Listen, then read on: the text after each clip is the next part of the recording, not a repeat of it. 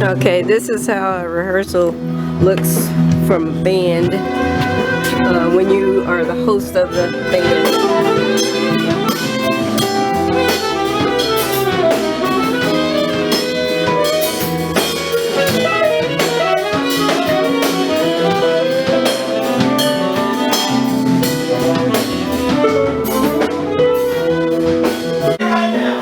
Wait, do you guys want waters? No, yes, bro. Water. You can hook me up with that water. Water. Alberto? I got one, bro. You got one? Yeah, thank you. Alright. Yeah.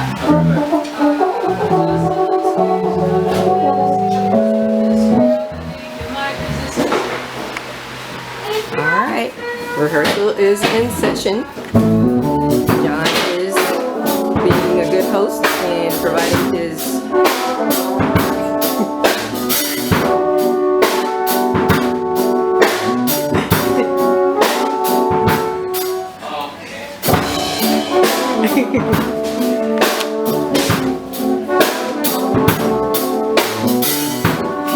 loves music.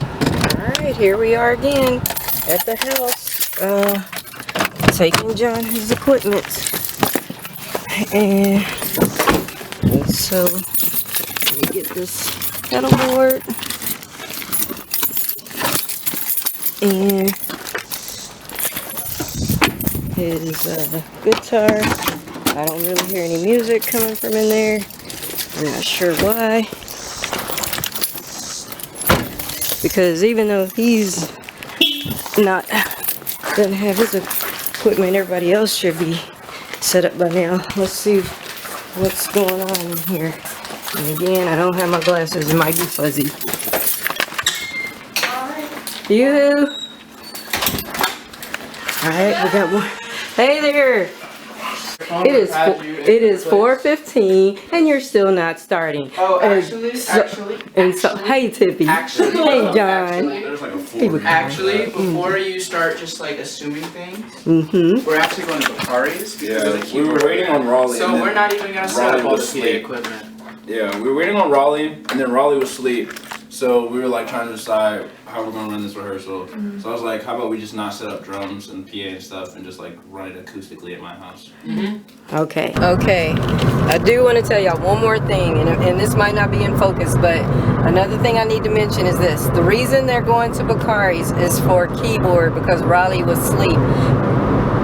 Which means I'm thinking that they were depending on us to have the keyboard at the house, and since it was not there, they want to go to Bakari's to use either his upright piano or maybe he has a keyboard there. Which brings me to another point, which is that when you're at the practice house, you also have the practice equipment. So like the drums. Theoretically, the drummer should be okay with practicing the drums at the practice house, but then taking his real drums to the actual gig. This drummer, he actually uses our drums for both the practice and for the actual gig. But anyway, that we usually also have a keyboard as well, so Tippy could have been playing on the keyboard and they could have continued to practice at our house, I guess. So that's one thing to consider if you're going to be the parent who wants to, if you're going to be the parent who wants to form a band, you know, your child wants a band and you want to make that happen for them, you might also have to make the sacrifice of providing practice equipment, and instruments are expensive. So it is a sacrifice in several respects. Okay. Easy. I gotta actually schedule some band rehearsals this week. At least one, because we have a show Friday. For me and Tippy. Oh, and they want to know can they use they want to know can they use our drums as the house drums. Only 3 bands will be using it. My band, Tippy's band, and Ethan Lacey. Would that be cool, Mo? Yo, yeah. Cool. I wish, yeah. That's what. We should charge them. Should we charge them? Nah, they're the homies. You know. These are Vicentes. Yeah, that was always my goal. Is if we're gonna be the practice room, charging for practice space, use rental of, you know what I mean, and the equipment. But But right now, since y'all are in high school, we're not doing that. But I think it is a top of 50, I think.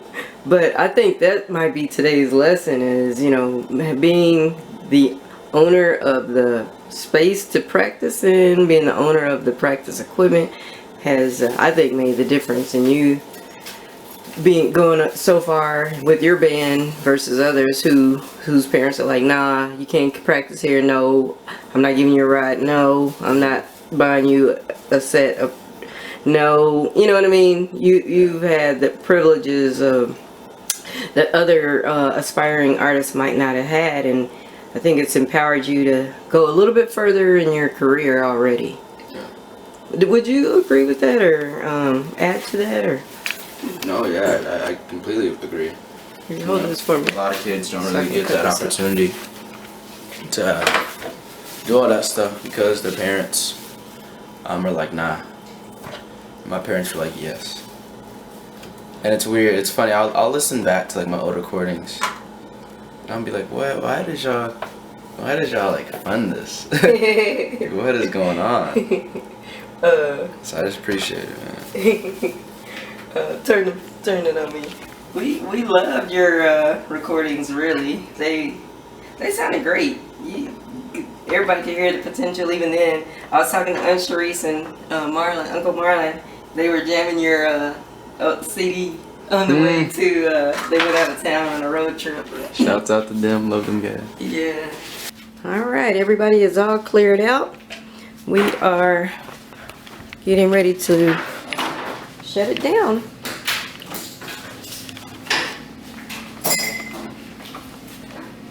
John, how did today's rehearsal go? Good. When you host a band practice, you're left with the cleanup duty. He's already emptied the trash. Look at that. And we've about cleaned up everything else.